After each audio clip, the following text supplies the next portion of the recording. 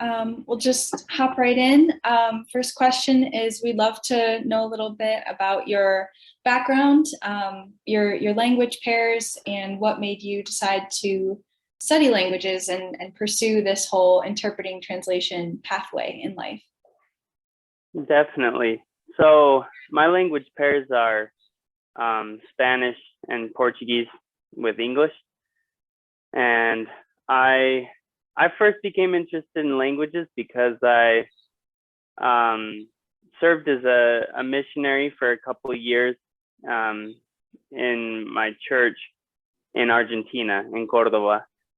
And that's really the first place I really seriously studied language, and it was because I needed to speak Spanish to just communicate. And it was a really cool experience, and I kind of fell in love with Spanish. And when I got back home from that missionary service and started studying at Weaver State University in Ogden, Utah, I didn't know what else to study but Spanish. So I just kept with it. And I ended up learning Portuguese because I worked for a nonprofit after my bachelor's degree in Mozambique. And I kind of had an interest in Portuguese anyway and had studied it on my own and at university. And it was kind of like one thing led to another. And I lived in Mozambique for 8 months while working there. And that's the connection with Portuguese. And I knew I wanted to do something to further my education. And I kind of thought about doing linguistics, but it seemed like a scary degree to get because I just heard about how hard it is to get a job. Right. As you know, for example, as a professor or whatever it might be, if you just have a linguistics degree. And I thought of translation because there's more outlets than just academia, which is ironic because now I ended up doing academia. Right. Oh, thank you for sharing all that with us. It seems like you've had some really interesting international experiences throughout your life. So moving on to the next topic. So in the spirit of celebrating this 10th anniversary of the ITS program, we wanted to know if there are any significant or special memories from your time in the program that you'd like to share, like some favorite classes or projects, or just in general memories with your cohort, things like that. Yeah, for sure. That's a great question. I loved my time at Wake Forest because I felt like we were a family. Like the cohort, it was like you had a bunch of new brothers and sisters. It was pretty fun.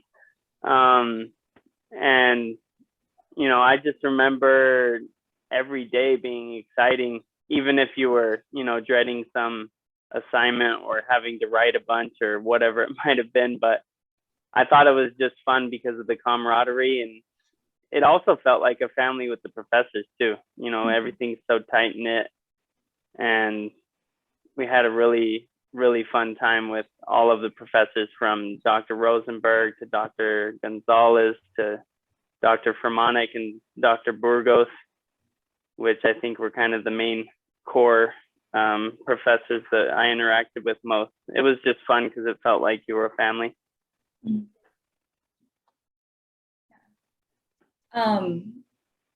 Okay, great, thank you. And then kind of circling back, you mentioned that you're now working in academia, and we were just wondering if you could tell us a little bit about you know, your path after Wake Forest and how you ended up where you're working now.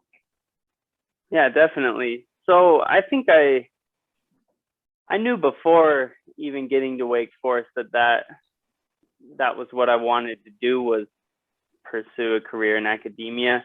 Not so much for the research side of things, but more because I really love to teach. And before I came to Wake Forest, I was actually teaching at a dual immersion elementary school. And so, you know, normally they split cohorts of classes in those programs between a Spanish speaking teacher and an English speaking teacher. And I kind of had a unique experience because it was half the day I spent with my students in English and half the day in Spanish. And I had tutored before that, and so I already just really knew that I loved teaching. And I remember getting to Wake Forest, and I was like, well, I'm going to get my doctorate after this because I want to be a professor. I want to teach at the university level. And I remember Dr. Burgos asking me, do you like research? And I was like, I don't know. What do you mean? And he's like, well, if you're going to get a PhD, you better like research. And it was kind of a funny question that he asked, because now I've done a lot of that. After Wake Forest, I went to Kent State University. That's where I've been doing my PhD. I'm finishing that up still. And met a really great group of professors and fellow students at Kent State, where we've done a lot of research together. And it's all been on subjects that I never thought I would even get into. Like, I do a lot of programming on a regular basis, kind of for data analysis, and something I never expected. And I guess it all started with that pointed question from Dr. Burgos. And yeah, I'm now teaching at Utah Valley University. I kind of head up all the courses associated with their Spanish translation and interpreting minor. And so it couldn't have worked out in a more ideal way. I feel super blessed. I don't deserve the job that I have, but I really love it, and I'm having a lot of fun teaching. That's fantastic, and like so encouraging for me and Mackenzie to hear, as you know, as current students of the program, that there is such a bright future for us, hopefully. We were hoping maybe you could talk a little bit in a little bit more detail about the research that you've done during your doctorate, and or the work that you do as an assistant professor at Utah Valley. Yeah, for sure. So my dissertation has focused on like just an experiment with machine translation quality estimation. And that's just any type of computer application where you're trying to predict if machine translation output will be good or not. And we're specifically doing word level. And so we tried to just build this application that you give it a text and it will highlight words that machine translation will probably get wrong. And then you can link it with a specific machine translation output, and it will highlight where it's in the source and then their equivalents in the target that probably will need editing. And we tested it with 36 professional post editors. That was a huge undertaking to kind of orchestrate that experiment, and the experiment was all done remotely. And so participants just logged on to a virtual desktop that we had set up, and in Trado Studio they would do the post editing of 3 different texts, and some of them had this highlighting that said like, hey, this word's probably wrong, and some of the text didn't, kind of as a control condition. And I'm analyzing the data right now. That's like kind of what my day consists of when I'm not teaching and grading. And so it's interesting what we found out. Basically, we found out it didn't help the post editors, which, you know, it's an experiment, so it's okay. And we found out that it actually made their work slower. And so they took longer to post edit when they were given highlighting. And it wasn't necessarily statistically significant that they took longer, but if you look at just the segments that didn't have any highlighting versus the ones that did, that difference was statistically significant. And so basically we found out that the highlighting is almost like something more for them to think about, and it actually makes the work take longer. And Besides that, I've done other research kind of with machine translation, looking at similarities between human translation and machine translation. And it's kind of interesting, the things that we found. We found that, for example, when humans are given like a metaphor to translate, they tend to, if you have a group of, I don't know, 10 translators, they might all translate it a different way. Maybe only 1 or 2 translators will do it the same way. And we found that that's actually the case for machine translation as well. If you have like 10 different MT systems, they'll tend to translate a metaphor differently compared to non-metaphorical speech, for example. And so I guess that's an example of research that I've done that's not related to my dissertation. Yeah, that's super interesting. We are actually just dipping our toes into Trados and computer-assisted translation with Dr. Burgos right now, so it's really interesting to hear your research on machine translation as well. Yeah, that's fun. The funny thing is, I remember taking that course with Dr. Burgos, and I remember thinking, like, man, if I have to teach this to someone else, there's no way. And then as soon as I got to Kent State, that's what I had to teach. Of course. And yeah, it's true that you don't learn something super well until you have to teach it. And I taught 2 different semesters of kind of the computer-aided translation courses at Kent State. And yeah, it's funny how things work out. I remember thinking like of everything Dr. Burgos did, and I was like, man, I can't do that. There's no way I'll know what I'm talking about. But then I had to do it. And so yeah, don't get discouraged by any of that stuff. It's, as long as you know how to Google, you can learn it. Right. That's a super important life skill, definitely. Great, thank you. So yeah, we wanted to ask about any other professional endeavors, or if you have worked in the translating, interpreting industry at any point in time.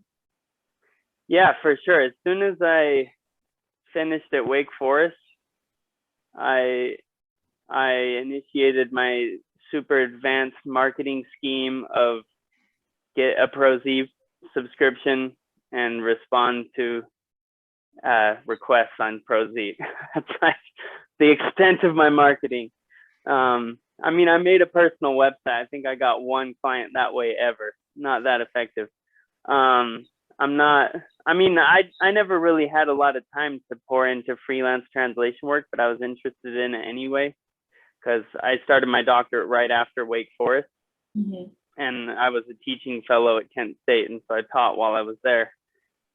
And so I haven't done a ton of freelance work, but I've done, enough to get a good feel for how things work. I still do probably, I don't know, 200 hours a year of translation work, and that's been really fun. Actually, the funnest thing I've translated, I think, has been jet manuals, like user manuals, how to operate a jet. So wow. That's been really fun. And I've also done a lot of freelance interpreting work. There was a nonprofit that kind of facilitated interpreters for a lot of different social services and medical services in the Ohio area. And I worked as a freelance interpreter through them mostly, but also through other outlets for the time that I was in Ohio. And I really love that. I always want to find more interpreting work. It's way more fun than translation, I think. Yeah, we've actually heard that from several people in the past, that they prefer interpreting work. Yeah, it's just more personable, I feel like with translation, I only feel stressed out because you're only getting paid for the things you type. It's like you feel like you feel like some sort of a machine that converts keystrokes into money. And with interpreting, you feel like you get to interact more on a social level. Right. Yeah, that's pretty much verbatim.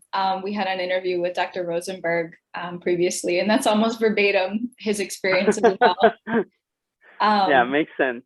Yeah, which that actually leads me really nicely into my next set of questions, which is, in your experience, what is your least favorite thing or the hardest thing about being an interpreter or translator, followed up by the best or your favorite thing?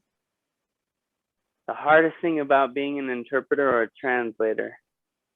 I would say the hardest thing is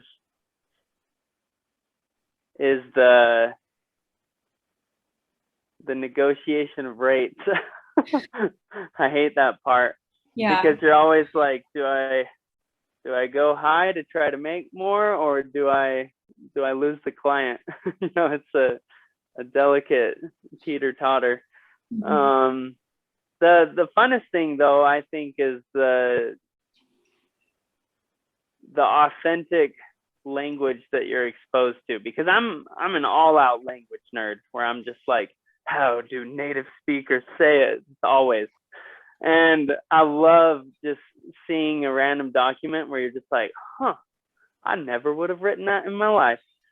I never would have written it that way. I don't know how they thought of it that way. Very interesting. And kind of the same thing with interpreting. I have the curse that Dr. Rosenberg warns everyone of, where instead of listening to what people say, you're just constantly thinking about how they say it.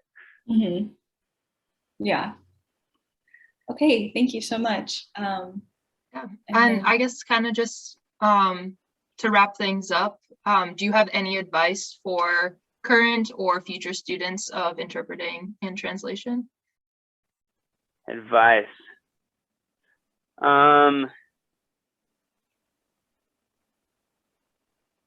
Don't be afraid to apply for tons of stuff. Because it's always the most onerous task to just apply for stuff, whether that's more grad school, whether that's jobs, or whether that's awards, or whether it's to present at conferences, or grants for research, whatever it might be. This world is built on applications, and it's a sad state of affairs, but it's just the way things are. And yeah,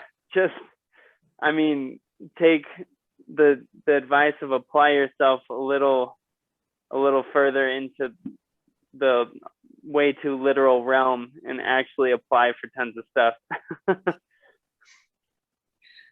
Okay, well, great. Yeah, so thank you so much. And we want to be respectful of your time, because I know I said to you in the email 20 to 30 minutes, and we just hit the 20-minute mark. So yeah, that's all the questions that we have. If there's anything that you would like to share, anything else, you're welcome to do so, but that's all we have for you. So definitely, I guess parting shot is just thank you to Dr. Fermanic, to Dr. Burgos, Dr. Rosenberg, Dr. Gonzalez, and Dr. Ju. Definitely, as I design, lessons or assignments or learning activities for the classes I teach, I'm always thinking of kind of the stuff they did and building off of that. And so I'm just really appreciative to all the past professors. So thanks to both of you as well for giving me the time. Yeah, thank you so much for your time. We really, really appreciate it. Yes, thank you. It was very nice to meet you. Yeah, and good luck with finishing up your dissertation and everything. Thank you. I'm gonna need it. Yeah.